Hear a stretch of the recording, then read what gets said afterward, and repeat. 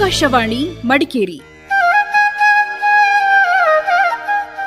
ವ್ಯಕ್ತಿ ವಿಶೇಷ. ವಿವಿಧ ಕ್ಷೇತ್ರಗಳಲ್ಲಿ ಸಾಧನೆ ಮಾಡಿರುವ ವ್ಯಕ್ತಿಗಳ ಪರಿಚಯ.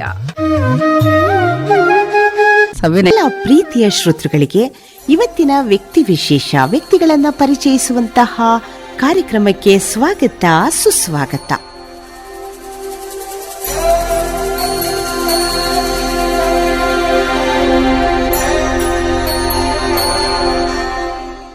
ಶ್ರೋತೃಗಳೇ, ನಾವು ಕಳೆದ ವ್ಯಕ್ತಿ ವಿಶೇಷ ಕಾರ್ಯಕ್ರಮದಲ್ಲಿ ತಾಯಿಯ ಮಹತ್ವವನ್ನು ಸಾರಲು ಸಂಗತಿಯಾಗಿದ್ದಂತಹ, ಅಂದರೆ ಮಗ ಡಿ ಕೃಷ್ಣಕುಮಾರ್ನೊಂದಿಗೆ ದ್ವಿಚಕ್ರ ವಾಹನದಲ್ಲಿ ಚಲಿಸಿ ಭಾರತದಾದ್ಯಂತ ಇರುವಂತಹ ತೀರ್ಥಕ್ಷೇತ್ರಗಳನ್ನು ದರ್ಶನ ಮಾಡಿ ತಾಯಿಯ ಮಹತ್ವವನ್ನು ಸಾರಲು ಸಂಗತಿಯಾದಂತಹ ಚೂಡಾರತ್ನಮ್ಮ ಅವರೊಂದಿಗಿನ ಸಂದರ್ಶನ ನಾವು ಆಲಿಸಿದಾಗ, ಸಮಾಜದಲ್ಲಿ ತಾಯಿ ಮಕ್ಕಳ ಸಂಬಂಧ ಇಂದು ಹೇಗಿದೆ, ಹೀಗಿರಬೇಕು, ಜೊತೆಗೆ ತಾವು ತೀರ್ಥಕ್ಷೇತ್ರಗಳನ್ನು ದರ್ಶನ ಮಾಡಿದ ಅನುಭವವನ್ನೆಲ್ಲ ಚೆಂದವಾಗಿ ವಿವರಿಸಿದರು.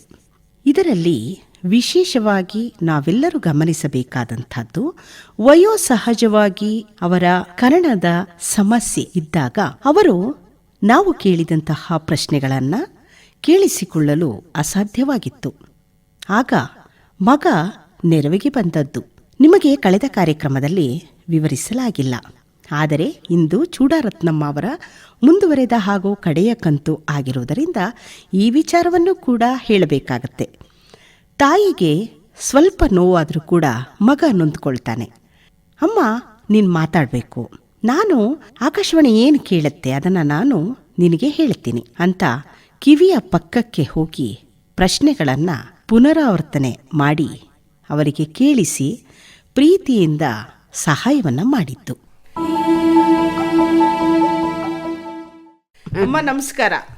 ಅಲ್ಲಿ ನಿಗಾ ಇಡು, ಅವ್ರ ಹತ್ರ ನಿಗಾ ಇಡು. ಅದಕ್ಕೆ ನಂಗೆ ಅಷ್ಟೊತ್ತಿನ ಕೇಳ್ತಿಲ್ಲ ಅವ್ರು ಹೇಳ. ನಾನು ಹೇಳೋದು ಇಲ್ಲ, ಅಲ್ಲ, ಹೀಗೆ ಇಟ್ಕೊಂಡ್ರೆ ಮಗು ತರ ಅವರು. ಅಲ್ಲ, ಹೀಗೆ ಇಟ್ಕೊಂಡ್ರೆ ಕೇಳಿಸಲ್ವಾ? ಇಲ್ಲ, ಕೇಳುತ್ತೆ, ನೀವು ಹೇಳಿ ಮೇಡಮ್. ಅವ್ರು ಮಾತಾಡ್ತಾರೆ. ಇಷ್ಟು ಯಾವುದೋ ಎಲ್ಲೂ ತೊಂದರೆ ಆಗಿಲ್ಲ ಇಷ್ಟು ಇಂಟ್ರೂಲಿ. ಅವರು ಅಷ್ಟು ಮಾಡ್ತಾರೆ. ನಮಸ್ಕಾರ ಅಮ್ಮ. ನಮಸ್ಕಾರ. ನಮಸ್ತೆ. ನಿಮ್ಮ ಹೆಸರು? ನನ್ನ ಹೆಸರು ಚೂಡಾರತ್ನಮ್ಮ. ನಿಮ್ಮ ವಿದ್ಯಾಭ್ಯಾಸ? ಹೇಳ್ತಾ ಇಲ್ಲ ವಿದ್ಯಾಭ್ಯಾಸ. ಇಂದು ಎಷ್ಟೋ ತಂದೆ ತಾಯಿಗಳಿಗೆ ಮಕ್ಕಳು ನೆರವಿಗೆ ಬರುವುದಿಲ್ಲ. ನೆರವಿಗೆ ಬಾರದ ಕಾರಣ ತಂದೆ ತಾಯಿ ವೃದ್ಧಾಪ್ಯದಲ್ಲಿ ಪ್ರಾಣವನ್ನು ಕಳ್ಕೊಂಡಿರ್ತಕ್ಕಂಥದ್ದನ್ನು ನಾವೆಲ್ಲರೂ ಗಮನಿಸಿದ್ದೀವಿ. ಇದು ಸಮಾಜದಲ್ಲಿ ಆಗಬಾರದು, ಆದರೆ ಆಗಿ ಹೋಗಿದೆ.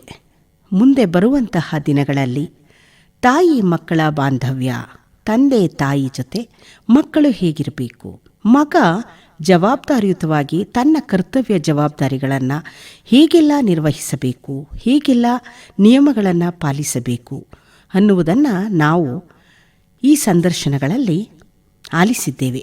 ಬನ್ನಿ, ಇಂದು ಈ ಕಾರ್ಯಕ್ರಮದಲ್ಲಿ ಮುಂದುವರೆದ ಮಾತುಗಳನ್ನು, ಅಂದರೆ ಚೂಡಾರತ್ನಮ್ಮ ಅವರೊಂದಿಗಿನ ಸಂದರ್ಶನದ ಮುಂದುವರೆದ ಭಾಗವನ್ನು ಆಲಿಸೋಣ.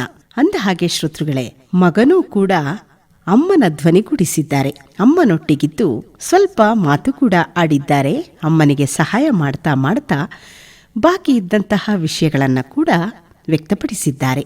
ಕೇಳೋಣ ಅಲ್ವಾ? ಈಗ ಅವ್ರ ಕೃತಿಗಳನ್ನು ಓದಿದ್ದೀರಾ ಡಾಕ್ಟರ್ ಎಸ್.ಎಲ್. ಭೈರಪ್ಪ ಅವ್ರ ಕೃತಿಗಳನ್ನು? ಓದಿದ್ದೀನಿ ನಾನು. ಯಾವೆಲ್ಲ ನನಗೆ ಹೇಳೋದು ಅವ್ರ ವಿಷಯ ನಮ್ಗೆ ಹೇಗೆ ಗೊತ್ತಾಯ್ತು ಅಂದ್ರೆ ಓದಿದ್ದೀನಿ. ಅದೇ ಬಿತ್ತಿ ಆತ್ಮಕತೆ, ಇದು ತಬ್ಬಲಿಯು ನೀನಾದೆ ಮಗನೇ ಅಂತ ಒಂದು, ಇದು ಆಯಿನೆರಳು, ವಂಶವೃಕ್ಷ ಫಿಲಮ್ ಮ್ಯಾಗ ಹೋಗಿದೆಯಲ್ಲ. ಆಮೇಲೆ ಇನ್ನೊಂದು ದಾಟು, ಅದು ಒಂದು ಸಾಮಾಜಿಕವಾಗಿ ಬರೆದಿರೋದು. ನೆಲೆ ಅಂತ ಒಂದು ಬರ್ದಿದ್ದಾರೆ, ಅದು ಓದಿದ್ದೀನಿ ಸ್ವಲ್ಪ. ಅದು ಅವಾಗ ಓದಿದ್ದು ಈಗ ಸ್ವಲ್ಪ ನೆನಪು, ಅದ್ರಲ್ಲಿ ಏನು ವಿಷಯ ಅನ್ನೋದು ನೆನಪಿಲ್ಲ ಅಷ್ಟೇ. ಇನ್ನೊಂದು ಜಲಪಾತ ಅಂತ ಒಂದು ಬರ್ದಿದ್ದಾರೆ. ಅದೇ ಸುಮಾರು ಓದಿದ್ದೀನಿ ಅವ್ರದ್ದು. ನೀವು ಶಾಲಾ ದಿನಗಳಲ್ಲಿ ನಿಮ್ಮ ವಿದ್ಯಾಭ್ಯಾಸದ ದಿನಗಳಲ್ಲಿ ಇದ್ದಂತಹ ಹವ್ಯಾಸಗಳು ಏನೆಲ್ಲ ಇತ್ತು ಅಂತ ನೆನಪು ಮಾಡ್ಕೋಬಹುದಾ? ಅದು ನಾನು ಮಾಧ್ಯಮಿಕ ಶಾಲೆಯಲ್ಲಿ ಇದ್ದಾಗಲೂ ಆಟಕ್ಕೆಲ್ಲ ಸೇರ್ಕೋತಾ ಇದ್ದೆ. ಈ ಯೂನಿಯನ್ ಡೇ ಬಂದುಬಿಟ್ರೆ musical chair, potato race, running ರೇಸಲ್ಲಿ ಸ್ವಲ್ಪ ಕಷ್ಟ ಓಡೋದಲ್ವಾ. ಇದಕ್ಕೆಲ್ಲ ಪೊಟಾಟೊ ರೇಸ್, ಮ್ಯೂಸಿಕಲ್ ಚೇರ್ ಸೇರ್ಕೋತಿದ್ದೆ. ಆಮೇಲೆ ಈ ಜನರಲ್ ನಾಲೆಡ್ಜ್ ಟೆಸ್ಟ್ ಅಂತ ಇಡ್ತಾಯಿದ್ರು. ಅಲ್ಲಿ ಬೋರ್ಡ್ ಮೇಲೆ ಬರೆದು ಬಿಡೋದು ಜನರಲ್ ನಾಲೆಡ್ಜು. ಈಗ ಒಂದು ಇದು ಈ 3 ಗಂಟೆಲಿ ಚಿಕ್ಕ ಮುಳ್ಳು, ದೊಡ್ಡ 12 ದೊಡ್ಡ ಮುಳ್ಳು ಇರುತ್ತೆ, ಅದು ಎತ್ತಿ ಅಂತ ಕೋನ ಅಂತ, ಅದೆಲ್ಲ ಕೋನ ಅಂತ, ಅದೆಲ್ಲ ಬರೆದಿಡ್ತಿದ್ದೆ. ಗಡಿಯಾರದ ಮುಳ್ಳುಗಳು ಅಷ್ಟೇ. ಆಮೇಲೆ ಈ ಇನ್ಷಿಯಲ್ ಇರುತ್ತೆ ನಮ್ಮ ಹೆಸರಿಂದ, ಅದು ಏನು ತೋರಿಸುತ್ತೆ ಅದೆಲ್ಲ ಜನರಲ್ ನಾಲೆಜ್ ಇಟ್ಟಿದ್ರು. ಊರ ಹೆಸರು, ತಂದೆ ಹೆಸರು ತೋರಿಸಿ. ಮೆಮೊರಿ ಟೆಸ್ಟಲ್ಲಿ ಎಲ್ಲನೂ ಬರೆದಿಟ್ಬಿಟ್ಟಿರುವೆ. ಮೊದಲು ನೋಡ್ಕೋತಾ ಇದ್ದೆ, ಒಂದು 20 ಸಾಮಾನು ಇಟ್ಟಿರೋರು, ಫಸ್ಟ್ ಎಣಿಸ್ಕೊಳ್ಳೋದು ನಾನು ಸಾಮಾನ, ಆಮೇಲೆ ನೆನಪಿಗೆ ಬರುತ್ತೆ ಹೇಗೂ ಅಂತ. ಆಮೇಲೆ ಎಲ್ಲನೂ ಬರೆದಿಟ್ಬಿಟ್ಟಿರುವೆ, ಅದರಲ್ಲೂ ಪ್ರೈಸ್ ಬರೋದು. ಆಮೇಲೆ ಮ್ಯೂಸಿಕ್ಕು ಕಾಂಪಿಟೇಷನ್, ಹಾಡು, ನಾನು ಈಗಲೂ ಹಾಡು ಹೇಳ್ತೀನಿ, ಇವನು ಅದೇ ಹೇಳ್ತಾನೆ ನೋಡಿ. ಇವನು ಗಾಡಿ ಓಡಿಸ್ತಾ ಇದ್ರೆ ನನಗೆ ಅದೇ ಕೆಲಸ. ಈಗ ನೋಡಿ, ಮೈಸೂರಿಂದ ಮಡಿಕೇರಿಗೆ ಬರೋವರೆಗೂ ಹೇಳಿರ್ತೀನಿ. ಯಾವ ಹಾಡು ಆಡಿದ್ರಿ? ನಿಲ್ಸೋದೇ ಇಲ್ಲ. ಅದು ಈ ಥರ ಇದೆಲ್ಲ ನನಗೆ ಹವ್ಯಾಸಗಳಿದೆ. ಪುಸ್ತಕಗಳು ಓದೋದು ನಾನು ಆಗ್ನಿಂದಲೂ ಓದ್ತೀನಿ. ತ್ರಿವೇಣಿ ಕಾದಂಬರಿಗಳು, ನನಗೆ ಮದುವೆನೇ ಆಗಿರಲಿಲ್ಲ ಅವಾಗಿನಿಂದಲೂ ಓದ್ತೀನಿ. ಅವ್ರದ್ದೆಲ್ಲ ಬೆಳ್ಳಿ ಮೋಡ ಎಲ್ಲ ಓದಿದ್ದೀನಿ. ಯಾಕೆ ಓದಬೇಕು? ಅಲ್ಲ, ಒಂಥರ ನಾಲೆಡ್ಜು. ಈ ನೋಡಿ, ಈ ಥರ ಎಲ್ಲ ಮಾತಾಡ್ಬೇಕಾದ್ರೆ ಅಥವಾ ಪುಸ್ತಕಗಳು ಓದೋದ್ರಿಂದನೇ. ಇಲ್ಲದೆ ನಾವು ಏನೇ ಓದಿದ್ರು ನಮಗೊಂದು 4 ಮಾತಾಡೋಕೆ ಗೊತ್ತಾಗಲ್ಲ ಅಲ್ವೇ. ಪುಸ್ತಕ ಇವನು ಯಾವಾಗ ನನ್ನ ಲೈಬ್ರರಿ ಕರ್ಕೊಂಡು ಹೋಗಿ ಶುರು ಮಾಡ್ದ, ಅವನಿಂದ ನನಗೆಲ್ಲ ಓದೋದು ಅದೇ ನಮ್ಮ ಜ್ಞಾನಾರ್ಜನೆ ಅಂತಾರೆ ನೋಡಿ. ಜ್ಞಾನವನ್ನು ಸಿಗುತ್ತೆ ಪುಸ್ತಕಗಳು ಓದೋದ್ರಿಂದ ಅಲ್ವಾ. ಈಗ ರೆಫರ್ ಮಾಡಿದೆ ಯಾವ ಬುಕ್ಗಳನ್ನೂ ಕೆಲವು ಟೀಚರ್ಗಳು ನೋಡಿ ಬುಕ್ ರೆಫರ್ ಮಾಡಿಕೊಂಡೆ ಅವ್ರು ಪಾಠ ಮಾಡೋಕ್ಕೆ ಹೋಗೋದು. ಸುಮ್ಮನೆ ಹೋಗಿ ಏನು ಮಾಡಲ್ಲ, ರೆಫರ್ ಮಾಡಿರ್ತಾರೆ. ಹಾಗೆ ಜ್ಞಾನ ನಮಗೆ ಮಾತಾಡೋಕ್ಕೆ ಮಟ್ಟಕ್ಕೆ ನೋಡಿ. ಇದೊಂದು 4 ಮಾತಾಡಬೇಕು ಅಂದರೆ ಅದ ಪುಸ್ತಕದ್ದೇ ಓದೋದ್ರಿಂದನೇ ನಾಲೆಡ್ಜ್ ಬರುತ್ತೆ ಅಂತ. ಈಗ ಹಾಡು ಹೇಳಿ ನಮ್ಮ ಶ್ರೋತೃಗಳಿಗೋಸ್ಕರ. ದೇಹವಿದು ನೀನಿರುವ ಗುಡಿ ಎಂದು ತಿಳಿದು ಗುಡಿಸುವೆನು ದಿನ ದಿನವು ದೇವದೇವಾ.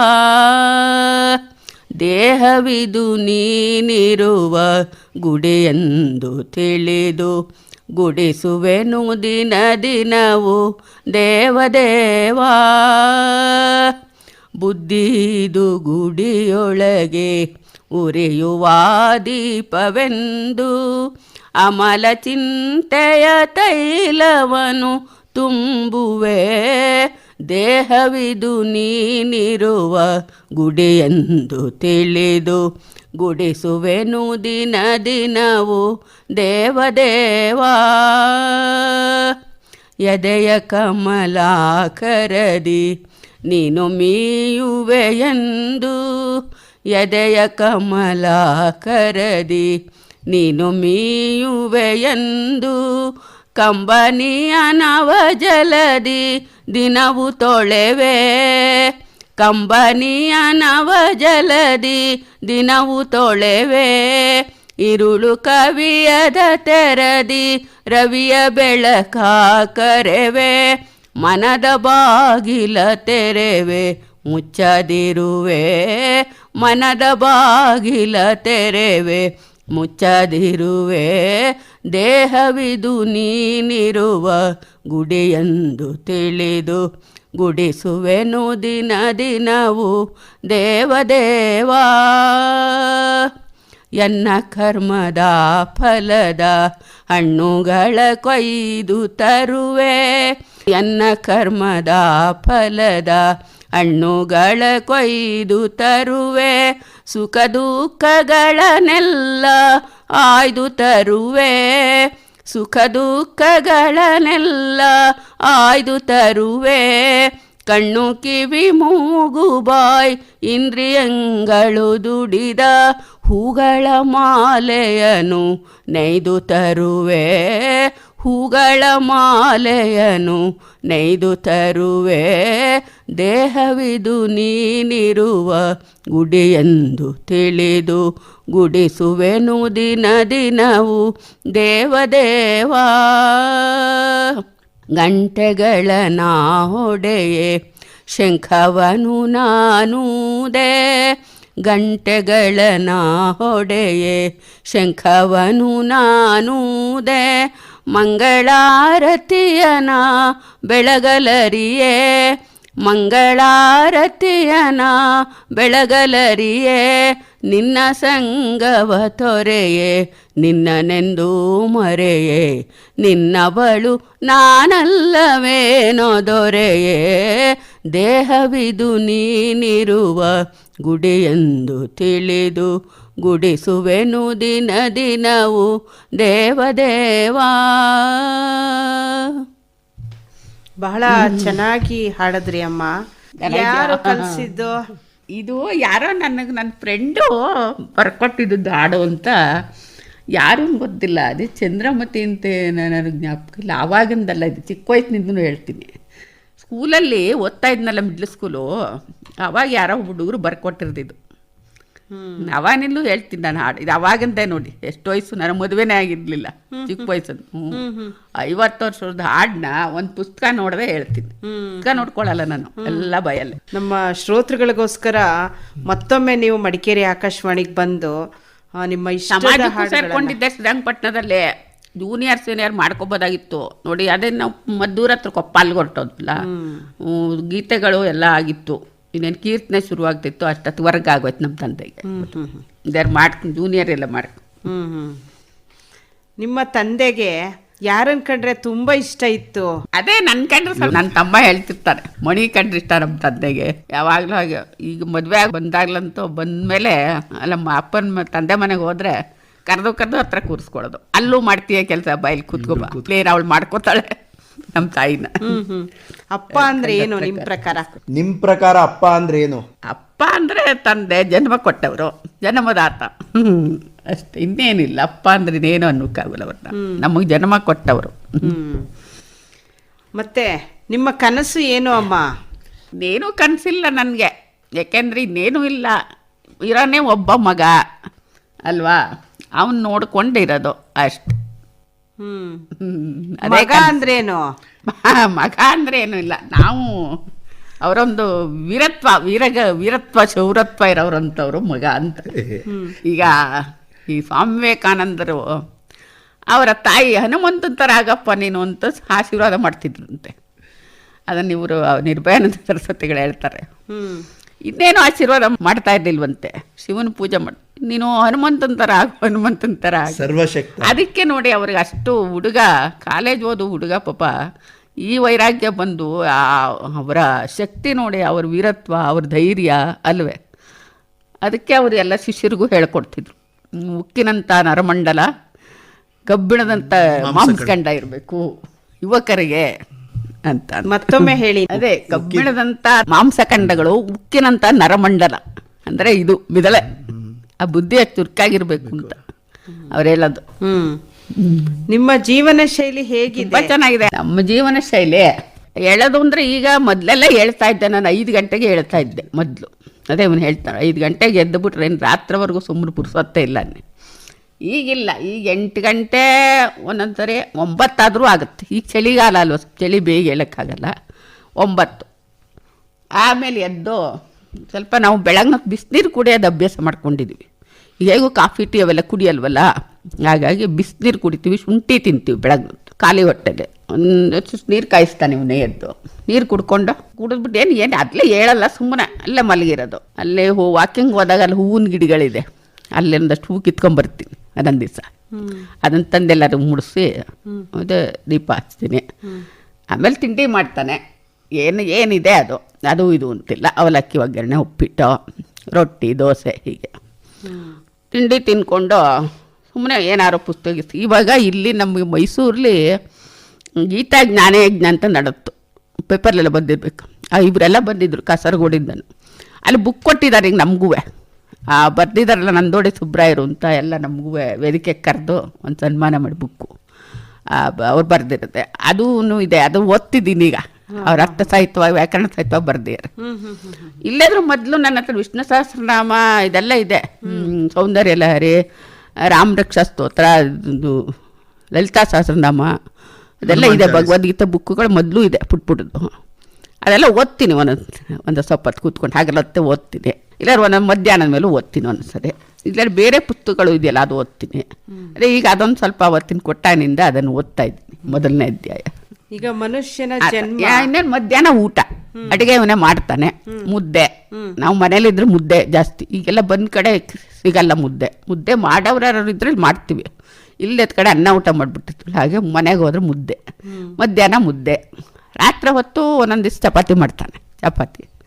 ನಾನೇನು ಜಾಸ್ತಿ ಚಪಾತಿ ತಿನ್ನಲ್ಲ, ಒಂದು ತಿಂತೀನಿ, ಅನ್ನ ಇರುತ್ತೆ ಇವನು ತಿಂತಾನೆ ಆ ಥರ. ಈಗ ಮನುಷ್ಯ ಜನ್ಮ ಸಾರ್ಥಕ ಆಗಬೇಕಾದ್ರೆ ಹೇಗೆ ಅವನ ಜೀವನ ಇರಬೇಕು? ಅದೇ ಈಗ ರಾಮಕೃಷ್ಣ ಪರಮಹಂಸರು ಹೇಳ್ತಾರೆ, ಮನುಷ್ಯನಾಗಿ ಹುಟ್ಟು ಬಂದೀವಿ, ನಾವು ಭೂಲೋಕಕ್ಕೆ ಬಂದಿದ್ದೀವಿ, ಅದು ದೇವರ ಪ್ರಸಾದ, ಅದು ಸೃಷ್ಟಿಯ ನಿಯಮ. ಮನುಷ್ಯ ಜನ್ಮಗಳು ನಾವು ಹುಟ್ಟೋದು ಅಂದ್ರೇನು ಅದು ಸೃಷ್ಟಿ ನಿಯಮ, ಭಗವಂತ ನಿಯಮನೇ. ಸೃಷ್ಟಿ ಆಗಬೇಕಲ್ಲ, ಹುಟ್ಟಲಿಲ್ಲ ಅದಿರುತ್ತೆ. ಆ ಭೂಮಿಗೆ ಬಂದ ಮೇಲೆ ನಾವಿಲ್ಲಿ ನಮ್ದೊಂದು ಚಾಪು ಅಂದರೆ ಒಂದು ಗುರುತು ಏನಾದ್ರು ಬಿಟ್ಟು ಹೋಗ್ಬೇಕಂತೆ. ನಾವು ಹೋದ್ರು ನಮ್ಮ ಉಸಿರು ನಿಂತೋದ್ರು ನಾವಿಲ್ಲ, ನಮ್ಮದು ಬೂದಿ ಆಗಿಬಿಟ್ಟಿದೆ. ಆದರೆ ನಮ್ದೊಂದು ಗುರುತು ಇರಬೇಕಿಲ್ಲಿ, ಇಂಥವರಿದ್ರು ಅಂತ. ಈಗ ಅವರೆಲ್ಲ ಅದಕ್ಕೆ ತಾನೇ ಗುರುತು ಬಿಟ್ಟು ಹೋಗಿದ್ದಾರೆ. ಅವರೇನು ಆಸ್ತಿ ಮಾಡಿರಲಿಲ್ಲ. ರಾಮಕೃಷ್ಣ ಪರಮಹಂಸರು ಗುಡಿಸ್ಲಲ್ಲಿದ್ದದ್ದು ಅಲ್ವಾ? ಯಾವ ಮಲ್ಟಿ ಫ್ಲೋರ್ ಬಿಲ್ಡಿಂಗ್ಲಿದ್ರ ಒಂದಿಲ್ಲ, ಆಸ್ತಿ ಇಲ್ಲ, ಇಲ್ಲ ಹಣ ಇಲ್ಲ, ತಾಯಿ ತಂದೆ ಇಲ್ಲ. ನೋಡಿ ಈ ಥರ ಅಂಥವ್ರು ಇವತ್ತು ಇಡೀ ವಿಶ್ವಕ್ಕೆ ಗೊತ್ತು ಅಂತಂದರೆ ನೋಡಿ ಅವರ ಸಾಧನೆ ಯಾವ ಥರ ಇತ್ತು ಅಲ್ವೇ. ಆ ಚಾಪ್ ಬಿಟ್ಟು ಹೋಗಿದ್ದಾರೆ, ಅದು ಬಿಟ್ಟು ಹೋಗಿರೋಂತಾನೆ ಎಲ್ಲರಿಗೂ ಗೊತ್ತಾಗಿರೋದು. ಹಾಗೆ ಮನುಷ್ಯನಾಗಿ ಹುಟ್ಟು ಬಂದ ಮೇಲೆ ನಮ್ಮದೊಂದು ಮುದ್ರೆನ ಇಲ್ಲಿ ಒತ್ತುಬಿಟ್ಟು ಹೊರಟೋಬೇಕು. ಬರೀ ತಿನ್ಕೊಂಡು ಮೂರೊತ್ತು ಅದಲ್ಲ. ನೋಡಿ ಅವ್ರು ಉಪ್ಪೇ ಹಾಕಿಸ್ತಿರ್ಲಿಲ್ವಂತೆ. ಕಡೆಗೆ ತಿಂದು ನೀವು ಸಾವನಿಗೆ ಹತ್ತಕ್ಕೋ ಉಪ್ಪಿಲ್ಲದೆ ತಿನ್ನೋದು, ನಾಲಿಗೆ ರುಚಿ ಹಿಡಿಬಾರ್ದು, ರುಚಿಗೆ ತಿನ್ನಬಾರ್ದು ಅಂತ ಹಾಗೆ ಆ ಥರ ರುಚಿಗೆಲ್ಲ ತಿನ್ನೋದು, ನಾಲಿಗೆ ರುಚಿಗೆ ಮನುಷ್ಯ ತಿನ್ನಲೇಬಾರ್ದು ಅಂತ ಹೇಳ್ತಾರೆ. ಈಗ ಮಗ ಹಾಗೆ ನಮ್ಮದೊಂದು ಗುರುತಿಲ್ಲಿ ಬಿಟ್ಟು ಹೋಗ್ಬೇಕು. ಈಗ ಮಗ ಈಗ ಹಾಗೆ ಆಗಿದೆ ನೋಡಿ, ನಮ್ದೊಂದು ಗುರುತಿಲ್ಲಿ ಈ ಯಾವುದೇ ಮಕ್ಕಳಿಗೇನೇನು ಇವಾಗೇನು ಆಧುನಿಕ ಶ್ರವಣ ಕುಮಾರ ಅಂತ ಇಲ್ಲಿ ಬಂದೇ ಬಿಡ್ತು. ಏನು ಹೇಳಿ ಈ ಕಲಿಯುಗಕ್ಕೆ ಬಂತು ಹೆಸರದು. ಎಲ್ಲರೂ ಹೇಳೋದೇ ಹಾಗೆ, ಕಲಿಯುಗದ ಶ್ರವಣ ಕುಮಾರ ಅಂತಲೇ ಹೇಳ್ತಾರೆ. ಹಾಗಾಗಿ ಈ ನಮ್ಮ ತಲೆ ತಪ್ಪಿದ್ರು ನಮ್ದೊಂದು ಗುರುತಿಲ್ಲಿ ಇದೆ, ಅದನ್ನೇ ಜೀವನ ಶೈಲಿನ. ಏನಾದರೂ ಒಂದು ನಮ್ಮ ಗುರುತು ಬಿಟ್ಟು. ಈಗ ಜನ ಸನ್ಮಾನ ಮಾಡ್ತಾರೆ, ಅವಾಗ ಏನು ಅನಿಸುತ್ತೆ ಅಮ್ಮ ನಿಮಗೆ? ಇಲ್ಲ, ಅದು ಅವ್ರ ಪ್ರೀತಿಗೆ ಮಾಡೋದು ಬಿಡಿ. ನಮಗೇನದು ಸನ್ಮಾನ ಮಾಡಲಿ ಮಟ್ಲಿ ಆಸೆ ಇಲ್ಲ. ನಾವು ಮನೇಲಿ ಸುಮ್ಮನೆ ಕೂತಿರ್ತೀವಿ. ನೋಡಿ ಕೂತಿದ್ದೋ ಅವತ್ತು ದಾವಣಗೆರೆಗೆ ಹೋಗಿದ್ದೋ ಹೇಳಿದ ದಿನ. ದಾವಣಗೆರೆಯಲ್ಲಿ ನಮ್ಗೆ ಅಲ್ಲೊಂದು ಕನ್ನಡ ದಿನಪತ್ರಿಕೆ ಅವ್ರು ಮಾಡಿದ್ರು. ಬಂದು ಈಗ ಮನೇಲಿದ್ದೋ ಏನೂ ಗೊತ್ತೇ ಇಲ್ಲ. ಅವತ್ತು ರಾತ್ರಿ ಆಯ್ತಲೆ ಹೇಳ್ದ ಮಲಗಿದ್ದಾಗ. ಅವಾಗ ಮಾಡಿದ್ದಾರೆ ಇವರು ಕಾಸರಗೋಡು. ಕಾಸರಗೋಡ್ಲಿದೆ ಅಮ್ಮ ಅಂತ ಹೇಳ್ದ. ನೋಡಿದ್ರೆ ಹೀಗೆ ಈ ಥರ ನಮಗೆ ಗೊತ್ತೇ ಇರಲ್ಲ, ನಮ್ಮ ಪಾಠ ನಾವು ಇರ್ತೀವಿ. ಅದು ಹಾಗೆ ಗೊತ್ತೇ ಇಲ್ಲ. ಅವರೇ ಫೋನ್ ಮಾಡಿದ್ರು ಹುಬ್ಬಳ್ಳಿಯಿಂದ. ಹೀಗೆ ಬರ್ತಾ ಇರುತ್ತೆ ಅದು. ಜನ ಅವ್ರ ಪ್ರೀತಿಗೆ ಮಾಡ್ಕೊಳ್ಳೋದು ಬಿಡಿ. ಅದು ನಮಗೇನೋ ಅದರದ್ದು ಹೊಗಳ್ಳಿ ಅಂತ ಯಾರೂ ಮಾಡಲ್ಲ ಅಲ್ವೇ. ಅದು ಅವ್ರವ್ರ ಇಷ್ಟ. ಒಬ್ಬ ಮನುಷ್ಯ ಒಂದು ಒಳ್ಳೆ ಕೆಲಸ ಮಾಡಿದಾಗ ಅದನ್ನು ಪ್ರಶಂಸೆ ಮಾಡೋದು ಅದು ಒಂದು ದೊಡ್ಡ ಗುಣ. ಅದು ಅವ್ರದ್ದು ಅಲ್ವೇ. ಗುಣಗ್ರಾಹಿಗಳು ಅಂತ ನಿಮ್ಮಲ್ಲಿರೋದಂತ ಗುಣನ ನಾವು ಗ್ರಹಿಸೋದು ಇದದು. ಅದು ದೊಡ್ಡತನ. ಅದು ಈಗ ಆನಂದ್ ಮಹೇಂದ್ರ ಯಾಕೆ ಇವನಿಗೆ ಕಾರ್ ಕೊಟ್ಟರು ಅಂದರೆ ಇವನು ಮಾಡಿರೋದನ್ನ ನೋಡಿ ಅವರು ಕಂಡು ಬಿಟ್ರು ಅಲ್ವೇ. ಅಷ್ಟು ದೊಡ್ಡ ವ್ಯಕ್ತಿ ಅವರು. ಅವರ ಹೃದಯಕ್ಕೆ ಹೆಂಗೆ ಅವ್ರು ನಮ್ಮನ್ನು ನೋಡಿಲ್ಲ, ಬಿಟ್ಟಿಲ್ಲ ಪಾಪ. ಇವತ್ತಿನವರೆಗೂ ಅವ್ರು ಭೇಟಿ ಇಲ್ಲ. ಮೊಬೈಲಲ್ಲಿ ನೋಡಿರೋದವರು ಯಾರೋ ಫ್ರೆಂಡು ಶೇರ್ ಮಾಡಿದ್ರಲ್ಲ, ನೋಡಿ ಇವನಿಗೆ ಆ ಥರ ಅದನ್ನ ಗುಣಗ್ರಾಹಿಗಳು. ಮಗನಿಗೆ ಅಮ್ಮನೇ ಪ್ರಪಂಚ, ಅಮ್ಮನಿಲ್ಲದೆ ನಾನಿಲ್ಲ ಅಂತಾರೆ. ಹಾಗಿರೋದು. ಈಗ ನಮ್ಮಿಬ್ಬರಿಗೂ ಅವನಿಗೂ ಅಷ್ಟೇ. ತಾಯಿ ಪ್ರಪಂಚಕ್ಕೆ ಬಂದುಬಿಟ್ಟಿದ್ದಾನೆ ಅವನು. ಅವನ ಪ್ರಪಂಚದಲ್ಲೂ ನಾನಿದ್ದೀನಿ ಈಗ. ನೋಡಿ ಅವನಿಲ್ಲ ಒಂದ್ಗಳಿಗೆ ಅಂದರೆ ನನಗೆ ಇರೋಕ್ಕೆ ಆಗಲ್ಲ. ಕಿಟಕಿಲಿ ನೋಡ್ತಾ ಇರ್ತೀನಿ, ಇಲ್ಲ ಬಂದು ಬಾಗಿಲು ಕೂತ್ಕೊತೀನಿ. ನಾ 2 ಸರಿ ಮುತ್ತಟ್ಟು ಫೋನ್ ಮಾಡ್ತೀನಿ. ನೀನು ಫೋನ್ ಎತ್ತಲಿಲ್ಲ ಅಂದರೆ ಮಾಡ್ತೀನಿ 2-3 ಸರಿ. ಆಮೇಲೆ ಒಂದ್ಸರಿ ಎತ್ತಾನೆ ಆ ಥರ. ಏನೋ ಇರೋಕ್ಕೆ ಆಗಲ್ಲ, ಅವನು ಬಿಟ್ಬಿಟ್ಟು ಇರೋಕ್ಕೆ ಆಗಲ್ಲ. ಹೌದು, ನನಗೂ ಇರೋಕ್ಕಾಗಲ್ಲ ಆ ಥರ. ಇವತ್ತು ಮಗ ಹತ್ರದಲ್ಲೇ ಇದ್ದಾನೆ. ಚಿಕ್ಕವನಿದ್ದಾಗ ಅವನು ದೂರ ಇದ್ನಲ್ಲ, ಏನು ಅನಿಸುತ್ತೆ ಅಮ್ಮ? ಅವಾಗೇನು ಇಲ್ಲ, ನಾನೇನೋ ಅದು ನಮ್ಮ ಅದೇ ಫ್ಯಾಮಿಲಿ ಕುಟುಂಬದಲ್ಲಿದ್ವಲ್ಲ. ಗಂಡ ಇದ್ರು, ನಾದ್ನಿ, ಅತ್ತೆ, ಮಾವ, ಈ ಹುಡುಗರು, ನನ್ನ ಮೈದನ ಮಗನೂ ಒಂದು ಇಟ್ಕೊಂಡಿದ್ದು. ಅವಾಗ ಪ್ರತಿದಿನ ದೂರದಲ್ಲಿದ್ದಾಗ ಅಲ್ಲ, ಅದು ಒಂದು ಬರ್ತಿತ್ತು ಅಳು. ನನಗೊಂದ್ಸರಿ ಕಣ್ಣೀರು ಬಂದ್ಬಿಡೋದು. ಎಲ್ಲೋ ಹೋಗೋದು ಹೊರಗಡೆ ದೇವಸ್ಥಾನಕ್ಕೆ ಹೋಗಿ ದೇವಸ್ಥಾನಕ್ಕೆ ಹೋಗಿದ್ದು ಬರ್ತೀನಿ ಅಂತ ಹೇಳ್ಬಿಡೋದು. ಅಲ್ಲಿ ಹೋಗೋದು, ಅಲ್ಲೇನೋ ಒಂಚೂರು ಹತ್ಕೊಳ್ಳೋದು, ಮಾಡ್ಕೊಂಡು ಬಂದು ಮನೆಗೆ. ನಾನು ಆಗಲೂ ಅಷ್ಟೇ ಈ ಶ್ಲೋಕದ ಬುಕ್ಕು ಇದೆ ನನಗೆ ಆಗಲೂ ಕೆಲಸ. ಅದನ್ನೇ ಓದೋದು, ಪೂಜೆ ಸಂಜೆ ಆದ್ರೆಲ್ಲ ಶ್ಲೋಕಗಳ ಬುಕ್ಕು ಓದೋದು ಜಾಸ್ತಿ ಮಾಡ್ತಾಯಿದ್ದೆ. ಬೇರೆ ತಾಯಂದ್ರಿಗೆ ಏನು ಹೇಳಕ್ಕೆ ಇಷ್ಟಪಡ್ತೀರಾ? ಅದೇ ಇಷ್ಟೇ, ಇನ್ನೇನೂ ಇಲ್ಲ. ನೋಡಿ, ನಾವು ಸಂದೇಶ ಕೊಡ್ತೀವಿ, ಆದರೆ ನಮ್ಮ ಥರ ಯಾತ್ರೆ ಮಾಡೋಕ್ಕೆ ನಾವು ಯಾರಿಗೂ ಸಂದೇಶ ಕೊಡಲ್ಲ. ಹುಡುಗರಿಗೂ ಹೇಳಲ್ಲ, ದೊಡ್ಡವ್ರಿಗೂ ಹೇಳಲ್ಲ.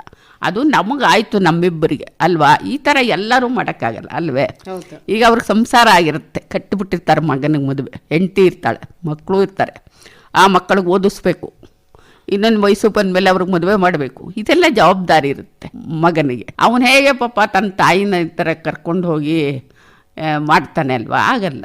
ಮಾಡಬಹುದಲ್ವಾ ಮಕ್ಕಳನ್ನೆಲ್ಲ ಬಿಟ್ಬಿಟ್ಟು ನಾನೇನು ಹೇಳೋದು, ಒಂದು ಹತ್ತಿರ ಕೂಡು ಕುಟುಂಬದಲ್ಲೇ ಇರಲಿ, ಒಂದು ಹತ್ತಿರ ಇರೋದು ವಾರಕ್ಕೊಂದ್ಸರಿ ಯಾವ್ದಾದ್ರು ಹತ್ತಿರ ಇರೋದು ದೇವಸ್ಥಾನಕ್ಕೋ ಕರ್ಕೊಂಡು, ಈಗೇನು ಧರ್ಮಸ್ಥಳ ಸುಬ್ರಹ್ಮಣ್ಯ ಒಂದು ಬಸ್ಸಲ್ಲಿ ಹೋಗಿ ಬೆಳಗ್ಗೆ ಹೋದ್ರೂ ಸಂಜೆಗೂ ಬರ್ಬೋದು, ಇಲ್ಲ ಒಂದೇನು ಇದ್ದರೂ ಅಲ್ಲಿ ಮಾರನೆಗಾರ ಬರ್ಬೋದು. ಅಂಥದ್ದೊಂದು ತೋರಿಸ್ಕೊಂಡು ಇಟ್ಕೊಂಡ್ರೆ ಸಾಕು. ದೊಡ್ಡ ದೊಡ್ಡ ಯಾತ್ರೆ ನಮ್ಮ ಥರ ಮಾಡಿದ್ದು ನಾವು ಯಾರಿಗೂ ಸಂದೇಶ ಕೊಡಲ್ಲ. ಹತ್ತಿರ ತಾಯಿ ತಂದೆನ ಇಟ್ಕೊಂಡು ಇಳಿ ವಯಸ್ಸಿನಲ್ಲಿ ಚೆನ್ನಾಗಿ ನೋಡ್ಕೊಳ್ಳಿ. ಅವ್ರನ್ನ ವೃದ್ಧಾಶ್ರಮಕ್ಕೆ ಸೇರಿಸ್ಬಿಟ್ಟು ಇಲ್ಲಿ ಕೈ ತೊಳ್ಕೊಂಡು ಮನೇಲಿ ಕೂತ್ಕೊತಿರಲ್ಲ, ಆರಾಮಾಗಿ ಅದು ಬೇಡ. ಅವ್ರನ್ನೂ ಜೊತೇಲಿ ಇಟ್ಕೊಂಡು ಒಂದು ಕಾಪಾಡಿ. ಅಂತ್ಯ ಕಾಲದಲ್ಲಿ ಅವ್ರನ್ನ ತಮ್ಮ ಹತ್ರ ಇಟ್ಕೊಂಡು ಅವ್ರಿಗೊಂದು ಸದ್ಗತಿ ಕಾಣಿಸ್ಬಿಡಿ ಸಾಕು ಅಲ್ವಾ. ಅವ್ರು ನೆಮ್ಮದಿಯಾಗಿ ಪ್ರಾಣ ಬಿಡ್ತಾರೆ. ಅಲ್ಲಿದ್ದರೂ ಅವ್ರಿಗೆ ನೆಮ್ಮದಿ ಇರಲ್ಲ ಪಾಪ, ನೆಮ್ಮದಿಯಾಗಿ ಪ್ರಾಣ ಬಿಡಲ್ಲ ವೃದ್ಧಾಶ್ರಮದಲ್ಲಿ. ಹಾಗೆ ಆ ಥರ ಮಾಡಬಾರ್ದು ಅಂತ ಹೇಳೋದಷ್ಟೆ. ಕಿರಿಯರಿಗೆ ಏನು ಹೇಳಕ್ಕೆ ಇಷ್ಟಪಡ್ತೀರಾ? ಅದೇ ಹೇಳದ್ನಲ್ಲ, ಈಗ ಅವರ ಇದನ್ನೇ ಈ ತಾಯಿ ತಂದೆ ನೋಡ್ಕೊಳ್ಳೋದು. ಅಂದರೆ ಚಿಕ್ಕ ವಯಸ್ಸು ಹುಡುಗರುಗಳು ಅಂದರೆ ಓದ್ತಾ ಬರೀತಿರ್ತಾರೆ, ಅವ್ರಿಗೇನು ಜವಾಬ್ದಾರಿ ಇಲ್ಲ ಆಗ ಬಿಡಿ. ಸ್ವಲ್ಪ ಅವರೇನಿದ್ರು ಓದೋದು ಬರೆಯೋದು ಅದನ್ನಲ್ಲಿ ಮಗ್ನರಾಗಿರಬೇಕೇ ಹೊರತು ಬೇರೆದೇನು ತಲೆ ಕೆಡಿಸ್ಕೊಳ್ಳುವಾಗಿಲ್ಲ. ತಾಯಿ ತಂದೆ ಅವಾಗ ಗಟ್ಟಿಯಾಗಿರ್ತಾರೆ. ಯಾಕಂದ್ರೆ ಇವ್ರಿಗೆಲ್ಲ ಓದಿಸಿ ಬರ್ಸೋವ್ರಿಗೆ ಅವರೇನು ಮುದುಕರಾಗಿರಲ್ಲ, ಮಾಡ್ಕೊಂಡು ಹೋಗ್ತಿರ್ತಾರೆ. ಅವ್ರಿಗೆ ಇಳಿ ವಯಸ್ಸು ಬರುತ್ತೆ ನೋಡಿ, ಇವ್ರದ್ದೆಲ್ಲ ಆಗಿ ಇವ್ರೊಂದು ಕೆಲಸಕ್ಕೆ ಹೋಗ್ತಾರೆ, ಇವ್ರಿಗೆ ಮದುವೆನೂ ಆಗುತ್ತೆ. ಆ ಸಮಯದಲ್ಲಿ ಇವರಿಂದ ದೂರ ಮಾಡಬಾರ್ದು, ಇವ್ರನ್ನ ಹತ್ರ ಇಟ್ಕೊಂಡು ಅವ್ರನ್ನ ಕಾಪಾಡೋದು ಅಷ್ಟೆ. ಎಷ್ಟೋ ತಾಯಂದ್ರಿಗೆ ಅಮ್ಮ ಮಕ್ಕಳು ಪ್ರೀತಿ ಕೊಡಲ್ಲ. ಎಷ್ಟೋ ಹುಡುಗರುಗಳು ವಯಸ್ಸಿಗೂ ಚಿಕ್ಕ ವಯಸ್ಸಲ್ಲೇ ಅವರು ಸೆರಗಿಡ್ಕೊಂಡು ಓಡಾಡೋದು. ಸ್ವಲ್ಪ ಮೆಜಾರಿಟಿಗೆ ಬಂತು ಅಂದರೆ ಅವ್ರು ಮರ್ತುಬಿಡ್ತಾರೆ, ಮಾಡಿಲ್ಲ. ತಮ್ಮದೇ ಒಂದು ಲೋಕ ಇರುತ್ತೆ, ಹುಡುಗಿರ ಜೊತೆ ಮಾತು ಸ್ನೇಹ ಬೆಳಿಬೇಕು, ಅದೊಂದು ವಯಸ್ಸಲ್ವ ಹೆಂಗಿದಿರಲಿ ಅಲ್ಲ, ಅದು ಆಕರ್ಷಣೆ ಇರುತ್ತೆ, ಅದಿಲ್ಲ ಅಂತಲ್ಲ. ಆದರೆ ಅದನ್ನೇ ಪ್ರಾಮುಖ್ಯತೆ ಅಂತ ಅನ್ಕೋಬಾರ್ದು ಅಲ್ವೇ. ಅದಿರಲಿ, ಅವ್ರ ವಯಸ್ಸು ಕಾಲ ಆದಮೇಲೆ ಅವ್ರು ಮಾಡ್ತಾರೆ. ತಾಯಿ ತಂದೆ ಹೇಗೂ ಗೊತ್ತು.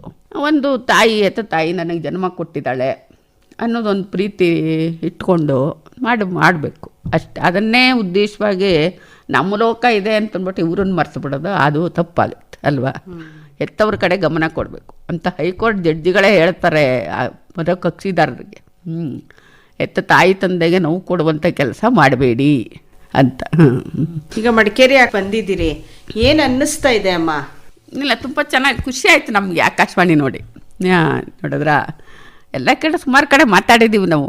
ತುಂಬ ಖುಷಿ ಆಯಿತು ನಮಗೆ ನಿಮ್ಮ ಮಾತು, ನೀವು ಕೇಳೋ ಪ್ರಶ್ನೆಗಳು ನೋಡಿ, ಎಷ್ಟು ವಿಭಿನ್ನವಾಗಿ ಪ್ರಶ್ನೆಗಳು ಕೇಳಿ ನಮ್ಮ ಒಳಗಿರೋದು ಆ ಒಂದು ಅಂತಾರಲ್ಲ ಅಂತರಂಗದಲ್ಲಿರೋದೊಂದು ಪ್ರತಿಭೆ ಹೊರಕ್ಕೆ ಹೋಗುತ್ತೆ ಅಂತ, ಅದಕ್ಕೊಂದು ಅವಕಾಶ ಕೊಟ್ಟಾಗ ತಾನೇ ಹೊರಗೆ ಬರೋದು. ಆ ಥರ ನೋಡಿ ನಮಗೆ ಚೆನ್ನಾಗಿ ನೀವು ಒಳ್ಳೆ ಮಾತು ಪ್ರಶ್ನೆ ಕೇಳಿ ನಮ್ಮನ್ನಿನ್ನೂ ಉತ್ಸಾಹ ಇದು ಮಾಡಿದ್ರಿ. ಈಗ ನನಗೆ ಹೇಗ ನನ್ನ ಅಂತರಂಗದಲ್ಲಿ ಶಕ್ತಿ ಪರಿಚಯ ಮಾಡಿಸಿ ಜನಕ್ಕೆ. ಯಾಕಂದರೆ ನಾನು ಮನೇಲೆ ಗೃಹಿಣಿ ಕೂತಿದ್ರಿ ಏನೂ ಗೊತ್ತಾಗ್ತಿಲ್ಲ. ಈ ಹೊರಗಡೆ ಬಂದು ಇವ್ನು ಕರ್ಕೊಂಡು ಬಂದಮೇಲೆ ನನ್ನಲ್ಲಿ ಈ ಶಕ್ತಿ ಇದೆ ಅನ್ನೋದು ಗೊತ್ತಾಗಿರೋದು ಜನಕ್ಕೆ ಅಲ್ವಾ. ಈ ವಯಸ್ಸಲ್ಲಿ ಇವ್ರು ಈ ಥರ ಗಾಡೀಲಿ ಕೂತು ಹೋಗಿದಾರಲ್ಲ ಅಂತ ಎಲ್ಲರಿಗೂ ಒಂಥರ ಆಶ್ಚರ್ಯ. ಅದು ಹೇಗೆ ನೋಡಿ, ಇದು ಹೇಗೆ ಅಂದರೆ ಇವ್ನು ಕರ್ಕೊಂಡು ಹೋದ, ನಾನು ಹೋದೆ, ನಾನು ಹೋಗ್ತಾ ನನಗೇನು ಅನ್ನಿಸಲೂ ಇಲ್ಲ. ಅದೇನು ಆ ಭಗವಂತನ ಇಚ್ಛೆ. ಒಂದು ದಿವಸನೂ ನನಗೆ ಯಾವ ಥರ ತೊಂದರೆನೂ ಆಗಿಲ್ಲ. ಈಗಲೂ ಅಲ್ಲಿ ಕೇಳೋದು ಥರ ಅಲ್ಲಿ ಹೋಗಿದ್ವಲ್ಲ ಫಂಕ್ಷನ್ಲಿ, ನಿಮಗೇನು ಬೆನ್ನೋವು ಬರಲಿಲ್ವಾ ಕೂತ್ಕೊಂಡಿದ್ರಲ್ಲ ಗಾಡೀಲಿ ಅಂತ. ಇಲ್ಲ, ಏನು ಆರಾಮಾಗಿ ಕೂತ್ಕೊಂಡು. ಈಗ ಸ್ಟೆಪ್ನಿ ಇದೆಯಲ್ಲ ಗಾಡಿದು, ಹಳೆ ಗಾಡೀಲಿ ನೋಡಿದ್ರು ತಗಲ ಚಕ್ರ ಕೊಟ್ಟಿತ್ತ, ಅದು ನಾನು ಹೀಗೆ ಕೂತ್ಕೊಂಡ್ರು ಫುಲ್ ಇಲ್ಲಿವರೆಗೂ ಬರುತ್ತೆ. ಅದರಿಂದ ನನಗೆ ಬೆನ್ನೋವು ಬರ್ತಿಲ್ಲ, ಫುಲ್ ಕವರ್ ಆಗುತ್ತೆ ಥರ ವರ್ಕೊಂಡು ಕೂತ್ಕೋತಿದ್ದೆ. ಏನು ಒಂದು ದಿವಸನೂ ಬೆನ್ನೋವು ಬಂದಿದೆ. ಈಗ 400 ಕಿಲೋಮೀಟರ್ ಎಲ್ಲ ಓಡಿಸಿದ ಗಾಡಿ ಒಂದು ದಿವಸಕ್ಕೆ. ಲಾಕ್ಡೌನ್ ಪೀರಿಯಡ್ಲಿ 400 ಕಿಲೋಮೀಟ್ರು ಅಲ್ಲಿ ಭೂತಾನ್ ಬಾರ್ಡರ್ ಇದ್ವಲ್ಲ, ಇಲ್ಲಿಗೆ ಬರಬೇಕಲ್ಲ, ಪಾಸ್ ಮಾಡಿಸ್ಕೊಂಡು ಬಂದಿದ್ದು. ಹಾಗಾಗಿ ಒಂದು ದಿನಕ್ಕೆ 400 ಕಿಲೋಮೀಟ್ರು ಓಡಿಸಿರೋದು ಗಾಡಿ. ಈ 7 ದಿನದಲ್ಲಿ ಕೋವಿಡ್ ಟೈಮಲ್ಲಿ 1 ತಿಂಗಳು 22 ದಿನ ಅಲ್ಲೇ ಸ್ಟ್ರಕ್ ಆಗ್ಬಿಟ್ಟು ನಾವು ಎಲ್ಲ ಸ್ಟ್ರಿಕ್ಟ್ ಲಾಕ್ಡೌನ್ ಇತ್ತಲ್ಲ. ಮತ್ತು ಪೀರಿಯಾಡಿಕಲಿ ದೇ ಆರ್ ಎಕ್ಸ್ಟೆಂಡಿಂಗ್ 20 ದಿನ ಮತ್ತು 20 ದಿನ ಹಾಗೆ 1 ತಿಂಗಳ ಮೇಲೆ 20 ದಿನ ಅಲ್ಲೇ ಇದ್ದು ಸ್ಟ್ರಕ್ ಆಗಿದ್ದು. ಆಮೇಲೆ ಅಲ್ಲಿನ MP ರಾಜು ಬಿಸ್ಟಾ ಅಂತ, ಅಂದರೆ ಮೀಡಿಯಾದವರು ನಾನು ಕೋವಿಡ್ ಟೈಮ್ ಆದ್ದರಿಂದ ಅವಾಯ್ಡ್ ಮಾಡ್ತಿದ್ದೆ. ಸೊ ಅದೆಲ್ಲ ಸ್ವಲ್ಪ ಸಲಿಗೆ ಆದಮೇಲೆ ಮೀಡಿಯಾದಲ್ಲಿ ಒಂದು ರಿಕ್ವೆಸ್ಟ್ ಮಾಡಿದೆ, ನಾವಿಲ್ಲಿ ಸ್ಟ್ರಕ್ ಆಗಿದ್ದೀವಿ, ಸೊ ನಾವು ವಾಪಸ್ ನಮ್ಮ ಊರಿಗೆ ಹೋಗಬೇಕು ಅಂತ. ಆ ನ್ಯೂಸ್ ಟೆಲಿಕಾಸ್ಟ್ ಆದಮೇಲೆ ಅಲ್ಲಿನ MP ಫೋನ್ ಮಾಡಿದ್ದಾರೆ, ಮಾಡಿ is this Krishnakumar? Yes, I am Krishnakumar speaking ಅಂದೆ. Sir, I am Raju Bista speaking, that MP of your constituency, so how I can help you sir ಅಂತ ಕೇಳಿದ್ರು. ನಾನು ಈ ಥರ ಹೇಳಿದೆ, ಇದೆಲ್ಲ ಗೊತ್ತಿತ್ತು ಅವ್ರಿಗೆ. ಗೊತ್ತಾದಮೇಲೆ ಸೊ ನಾನು ಹೇಳಿದೆ, sir I travel so kilometre, I don't want to leave the scooter here sir, I want to go by the same scooter. ಅದಕ್ಕೆ ಪ್ರೊವೈಡ್ ಎಕ್ಸಿಟ್ ಪಾಸ್ ಕೊಡಿ ಅಂತ ಕೇಳಿದೆ. ಟಕ್ ಅಂತ ಇಮಿಡಿಯೇಟು ಅವ್ರು ಫೋನ್ ಇಟ್ಟಿದ್ದಂಗೆ ನಮ್ಮ ಯಡಿಯೂರಪ್ಪಾಜಿ ಫೋನ್, ಅವತ್ತಿನ ಇಲ್ಲಿ ಚೀಫ್ ಮಿನಿಸ್ಟರ್ ಯಡಿಯೂರಪ್ಪ ಆಗಿದ್ದರು, ಅವ್ರು ಫೋನ್ ಮಾಡಿದ್ರು, ನಿಮ್ಮದು ಯಾತ್ರೆ ಪ್ರವಾಸ ಎಲ್ಲ ಗೊತ್ತಾಯ್ತಪ್ಪ ಕೃಷ್ಣಕುಮಾರ್, ಏನು ನಮ್ಮ ಕಡೆಯಿಂದ ಅಮ್ಮನ ಹೆಂಗೆ ಕರ್ಕೊಂಬರ್ತೀಯ ಏನು? ಸರ್, ಈಗ ರಾಜು ಬಿಸ್ಟಾ ಸರ್ ಫೋನ್ ಮಾಡಿದರು, ಎಕ್ಸಿಟ್ ಪಾಸ್ ಕೊಡ್ತೀನಿ ಅಂತ ಹೇಳಿದ್ದಾರೆ, ನೀವು ಎಂಟ್ರಿ ಪಾಸ್ ಕೊಡಿಸಿ ಸರ್. ಯಾಕೆಂದರೆ ಒಂದು ರಾಜ್ಯದ ಮುಖ್ಯಮಂತ್ರಿಯಾಗಿ ನಿಮ್ಮ ಗಮನ ಎಲ್ಲ ಕಡೆ ಇರಬೇಕಾಗತ್ತೆ. ಸೊ ಏನಾರು ಅವಶ್ಯಕತೆ ಬಿದ್ದರೆ ಅವರೆಲ್ಲ ಏರ್ ಲಿಫ್ಟ್ ಮಾಡೋಣ ಅಂತಲೇ ಹೇಳಿದ್ರು. ಬೇಕಾದರೆ ಇಲ್ಲ ಬೇಡಿ ಸರ್, ಬೈ ರೋಡ್ ಬಂದ್ಬಿಡ್ತೀನಿ ನಾನು, ಆಗುತ್ತೆ ನನಗೆ. ಅಯ್ಯೋ ಮಳೆಯಪ್ಪ, ಎಲ್ಲ ಅಮ್ಮನ ಎಲ್ಲೂ ಇಲ್ಲ, ಹೆಂಗೋ ಮ್ಯಾನೇಜ್ ಮಾಡ್ತೀನಿ ಸರ್ ನಾನು, ಬಟ್ ಪಾಸ್ ಒಂದು ಕೊಡಿಸಿ, ಏನಾರು ಅವಶ್ಯಕತೆ ಬಿದ್ದರೆ ನೀವು ಹೆಲ್ಪ್ಗೆ ನಾನು ಕರಿತೀನಿ ಸೊ ಅಂತ ಪಾಸ್ ಕೊಡಿಸಿ. ಮಳೆಯ ಸಂದರ್ಭದಲ್ಲಿ ನೀವು ಹೇಗೆ ಅಮ್ಮನನ್ನ ರಕ್ಷಿಸ್ತಾ ಅಲ್ಲ, ಇದ್ದೀರಿ? ಅದು ಸಾಧನಗಳಿದೆಯಲ್ಲ ನಮ್ಮ ಹತ್ರ, ರೈನ್ ಕೋಟ್ಸ್, ಮಳೆಗೆ ನಿಲುವಂಗಿ ಥರದ್ದು 2 ರೈನ್ ಕೋಟು, ಇಲ್ಲಿಂದ ಇಲ್ಲಿವರೆಗೂ ಇರುತ್ತೆ, ಜಸ್ಟ್ 2 ಗುಂಡಿ ಹಾಕೊಂಡ್ಬಿಡೋದು, ಒಳಗಡೆ ಒಂದು ಚೂರು ನೀರು ಹೋಗಲ್ಲ. ಸ್ಕೂಟ್ರ್ ಹಿಂಗಿಟ್ರೆ ಟಾರ್ಪಲ್ ಇರುತ್ತೆ, ಸಾರಿ ಇದು ಈ ಬ್ಯಾನರ್ ಇರುತ್ತೆ ನೋಡಿ, ಬ್ಯಾನರ್ ಪ್ಲಾಸ್ಟಿಕ್, ಅದನ್ನ ಇಟ್ಕೊತಿದ್ದೆ, ಅದನ್ನೇ ಫೋಲ್ಡ್ ಮಾಡಿ ಇಟ್ಕೊಂಡ್ರೆ ಅದು ನೆಲದ ಮೇಲೆ ಹಾಸ್ಕೊಳ್ಳೋ ಚಾಪೆ. ಮಳೆ ಬಂದಾಗ ಲಗೇಜ್ ಹಿಂಗೆ ಇಟ್ಕೊಂಡ್ಬಿಟ್ರೆ ಒಂದು ಚೂರು ನೆನೀತಿರಲಿಲ್ಲ. ತುಂಬ ಜೋರು ಮಳೆ ಆದರೆ ನಿಂತು ಮುಂದಕ್ಕೆ ಹೋಗ್ತಾ ಇತ್ತು, ಸಣ್ಣ ಪುಟ್ಟದಾದರೆ ಏನಿಲ್ಲ ಹೋಗ್ತಾ ಇರೋದು. ಯಾಕೆಂದರೆ ಈ ಅಸ್ಸಾಂ ಮಳೆ ಎಲ್ಲ ನಿಮಗೆ ದಿನಪೂರ್ತಿ ಉಯ್ತಾ ಇರುತ್ತೆ, ವಾರ ಪೂರ್ತಿ ಉಯ್ತಾ ಇರುತ್ತೆ, ನಾವು ಕಾಯ್ಕೊಂಡು ಕೂತ್ಕೊಂಡ್ರೆ. ತುಂಬ ಜೋರಾದರೆ ನಿಂತು ಇದ್ದು ಮಳೆ ನಿಂತ ಮೇಲೆ ಹೋಗೋದು ತುಂಬ ಚೆನ್ನಾಗಿ ಅಮೋಘ ಸಾಧನೆ ಅಂತ ಹೇಳ್ಬೋದು. ಭಾರತದಾದ್ಯಂತ ಅಮ್ಮನನ್ನ ಕರೆದುಕೊಂಡು ಪುಣ್ಯಕ್ಷೇತ್ರಗಳ ದರ್ಶನ ಮಾಡಿಸಿದ್ದು, ಈ ಒಂದು ಕಾರ್ಯಕ್ಕೆ ಪದಗಳೇ ಇಲ್ಲ ವರ್ಣಿಸೋದಿಕ್ಕೆ. ಅಂತಹ ಒಂದು ಘನ ಕಾರ್ಯ ಅನ್ನೋದು 100ಕ್ಕೆ 100ರಷ್ಟು ಸತ್ಯ ಅಂತ ಹೇಳ್ಬೋದು. ಕೃಷ್ಣಕುಮಾರ್ ಅವರೇ, ಇಷ್ಟು ಹೊತ್ತು ನಿಮ್ಮ ತಾಯಿಯವರೊಟ್ಟಿಗೆ ಬಂದು ನಮ್ಮ ಮಡಿಕೇರಿ ಆಕಾಶವಾಣಿಗೆ ನಿಮ್ಮ ಭಾವನೆಗಳನ್ನೆಲ್ಲ ವ್ಯಕ್ತಪಡಿಸಿದ್ದೀರಾ. ನಮಸ್ಕಾರ ಅಮ್ಮ. ನಮಸ್ಕಾರ. ನಿಮಗೂ ಅಷ್ಟೇ ವಿಶೇಷವಾದ ಧನ್ಯವಾದಗಳು. ಮಡಿಕೇರಿ ಆಕಾಶವಾಣಿಗೆ ಧನ್ಯವಾದಗಳು. ಮಡಿಕೇರಿಯ ಬಾನುಲಿ ಕೇಂದ್ರದ ಎಲ್ಲ ಶ್ರೋತೃಗಳಿಗೂ ನಮಸ್ಕಾರಗಳು, ಸವಿನಯ ನಮಸ್ಕಾರಗಳು.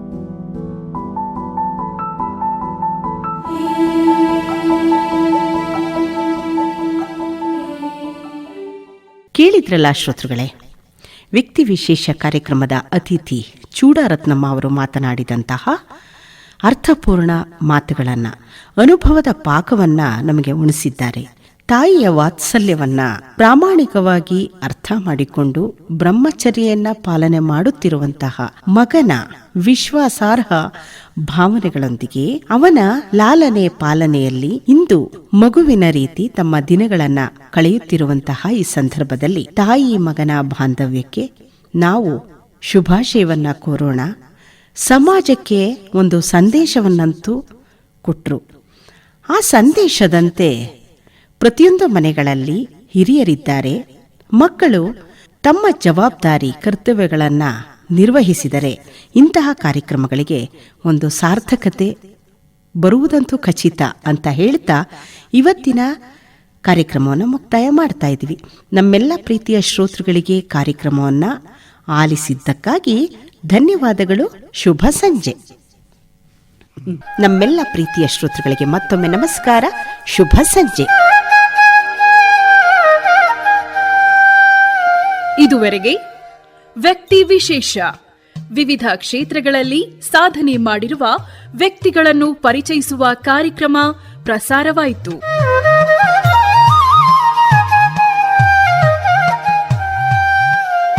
ಇದುವರೆಗೆ ಮಗ ಡಿ ಕೃಷ್ಣಕುಮಾರ್ನೊಂದಿಗೆ ದ್ವಿಚಕ್ರ ವಾಹನದಲ್ಲಿ ಭಾರತದಾದ್ಯಂತ ಪ್ರಯಾಣಿಸಿ ತೀರ್ಥಕ್ಷೇತ್ರವನ್ನು ದರ್ಶನ ಮಾಡಿ ತಾಯಿಯ ಮಹತ್ವವನ್ನು ಸಾರಲು ಸಂಗತಿಯಾದ ಚೂಡಾರತ್ನಮ್ಮ ಅವರೊಂದಿಗಿನ ಸಂದರ್ಶನದ ಮುಂದುವರೆದ ಹಾಗೂ ಕಡೆಯ ಕಂತು ಪ್ರಸಾರವಾಯಿತು.